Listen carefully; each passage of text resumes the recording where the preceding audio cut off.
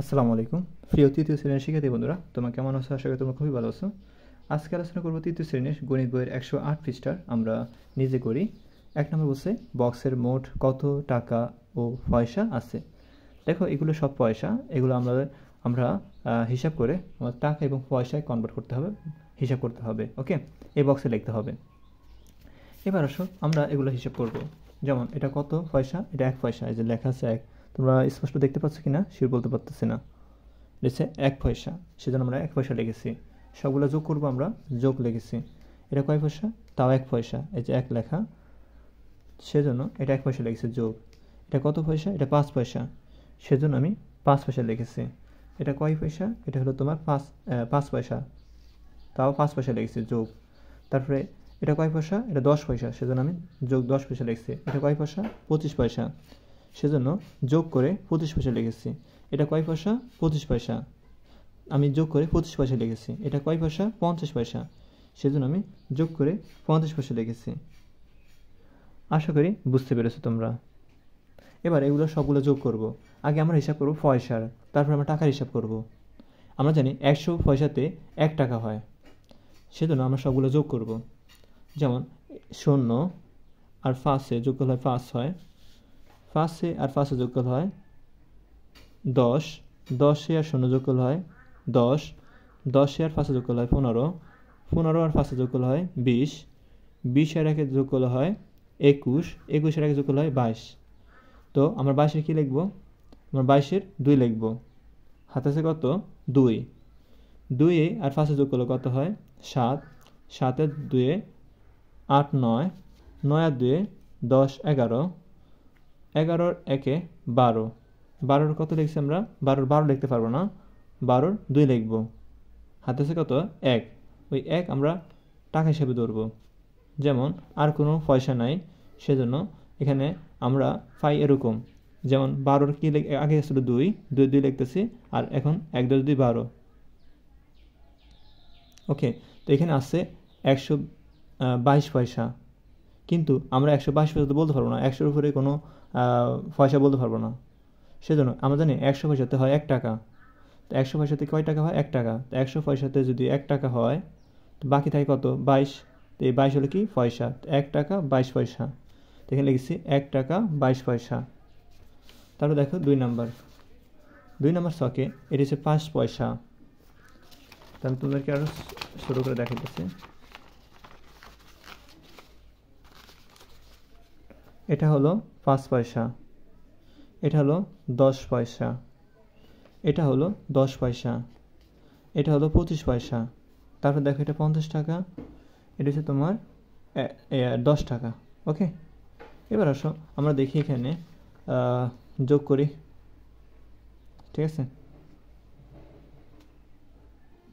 দেখো এখানে আমরা পাইতেছি 50 টাকা, আর এখানে পাইছি 10 টাকা।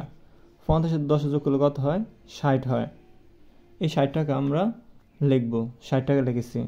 এবার পয়সাগুলো যোগ করবো আমরা।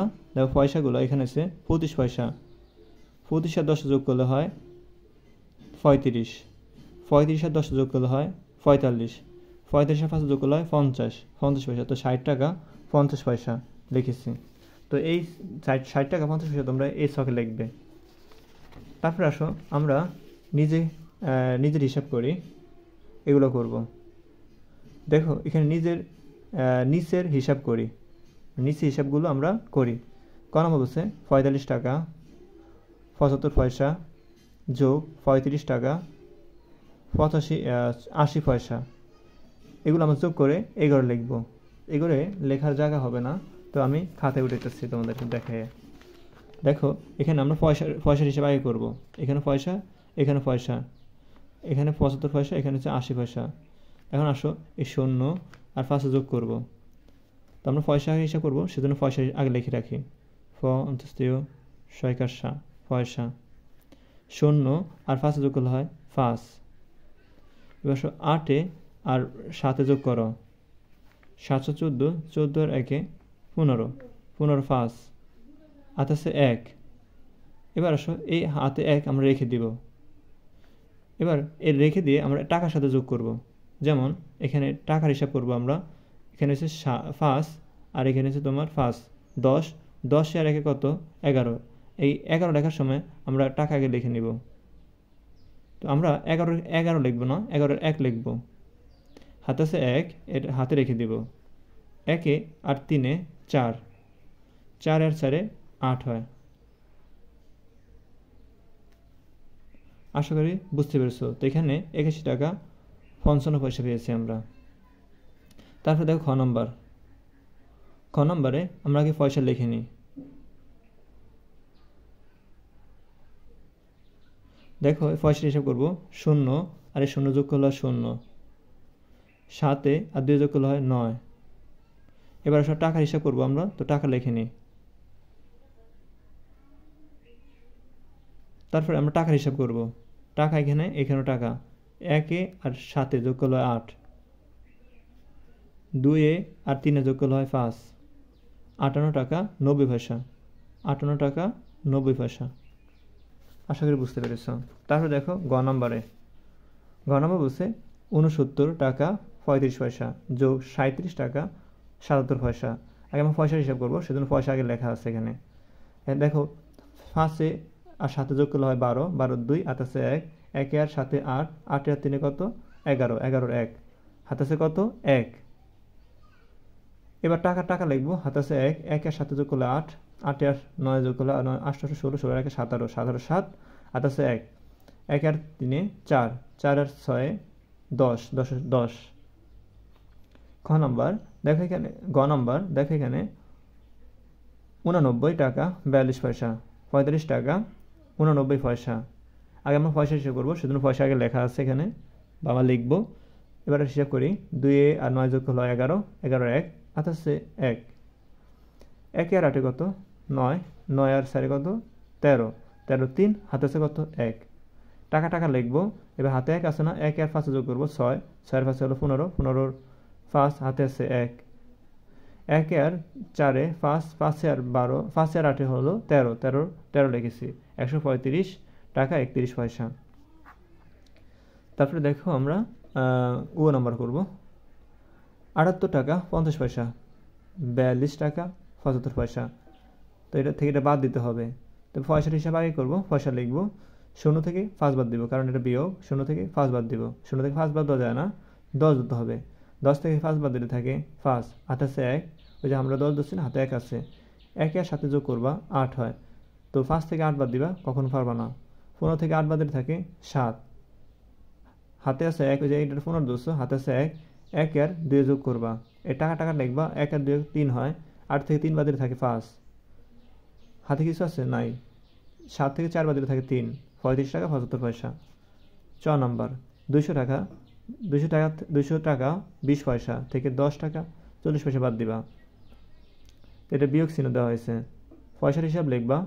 0 থেকে 0 বাদ দিলে 0, 2 থেকে 4 বাদ দেওয়া যায় না কখনো, 2কে 12 ধরতে হবে।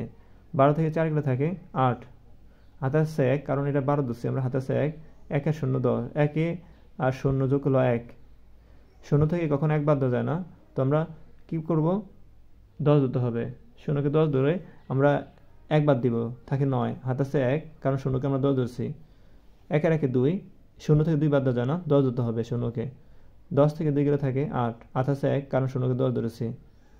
2 থেকে 1 বাদ দিবা, এখানে মনে 1 আছে, 2 থেকে 1 বাদ দিয়ে থাকে 1, 189 টাকা 80 পয়সা। দেখো 3 নম্বর বলছে উষার 65 টাকা 75 পয়সা ছিল। তার মা তাকে খাতা কেনার জন্য 82 টাকা 75 পয়সা দিল। দেখো উষার কাছেই ছিল এত টাকা এবং খাতা কেনার জন্য এত টাকা দিলেন। বলো তো এখন উষা কত টাকা হলো? বলো, আগে উষার কাছে ছিল এত, উষার মা এত টাকা দিল, তো উষার এটা যোগ হবে না, যোগ করতে হবে। তো লিখবো আমরা 65 টাকা 75 পয়সা এবং নিচে লিখবো 82 টাকা 75 পয়সা। তো আমরা লিখেছি 65 টাকা 75 পয়সা যোগ করতে হবে 82 টাকা 75 পয়সা। পয়সার হিসাব আগে করবো, সেজন্য পয়সা লিখবো। 5 5 যোগ করলে হয় 0, 10 হয়, 10 0 হাতে আছে 1, 7 7 14, 14 রাখে 15, 15 5 লিখতে হবে, হাতে আছে 1। টাকা লিখবো, হাতে আছে 1, 1 আর 3 4, সরি 1 আর 2 3, 3 5 হয় 8, 8 এর 8 লেখা হয়েছে, হাতে কিছু নাই। 6 আর 8 যোগ করলে হয় 14, 14 14। আসলে 3 নম্বর বুঝতে পেরেছ। 4 নাম্বার, জুবাইর 78 টাকা 25 পয়সা দিয়ে একটি খেলনা কিনলো। দেখো এত টাকা দিয়ে সে খেলনা কিনলো, সে দোকানকে 100 টাকা নোট দিল। আচ্ছা 100 টাকা নোট দিলে এটা কি বিয়োগ না যোগ হয় বলো তো? আচ্ছা দোকানদারকে 100 টাকা নোট দিলেন, দোকানদার তাকে কত টাকা ফেরত দিলেন? আচ্ছা তুমি একটা দোকানে গেছো, দোকানে গিয়ে কিছু খেলনা কিনছো, খেলনা কেনার পর তুমি 100 টাকা নোট দিছো। এখন দোকানদার তোমার কিছু টাকা ফিরিয়ে দিবে না, এটা কি যোগ হয়েছে না বিয়োগ হয়েছে? বিয়োগ হয়েছে, কারণ কমে গেছে। তো আমরা লিখছি 100 টাকা 00 পয়সা, কারণ 100 টাকা দিছে, কারণ যেটা দিছে সেটার মান দেখো এখানে 78 টাকা বেশি না 100 টাকা বেশি। বিয়োগ করার সময় সবচেয়ে বড় সেই সংখ্যাটা, যে সংখ্যাটা সেই সংখ্যাটা আগে লিখতে হয়। এখানে 100 টাকা বেশি, সেজন্য 100 টাকা আগে লিখবো, আর 100 টাকার পরে কোনো পয়সা নাই, তো আমরা 00 পয়সা দেব, সেজন্য 100 টাকা লিখছি, 00 পয়সা লিখেছি। সরি, এখানে অন্তস্থীয় পয়সা। দেখো এটা থেকে 100 টাকা থেকে আমরা 78 টাকা 25 পয়সা বাদ দিব, 78 টাকা 25 পয়সা লিখেছি, বিয়োগ চিহ্ন দিয়েছি কারণ বাদ দিব। পয়সার হিসাব আয় করবো, পয়সা লিখেছি।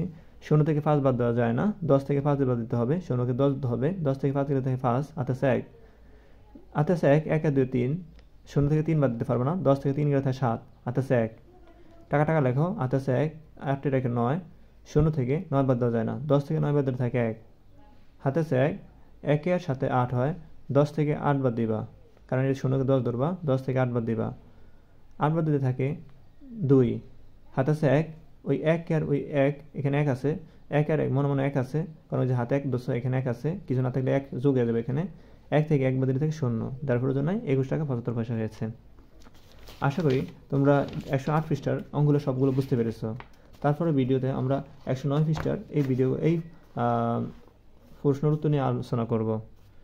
তোমরা চ্যানেলটি সাবস্ক্রাইবের সাথে থাকো ভিডিওটি পাওয়ার জন্য, আর ভিডিওটি ভালো লাগলে অবশ্যই লাইক করবে আর কমেন্ট করে জানাবে কেমন লাগলো তোমাদের ভিডিওটি।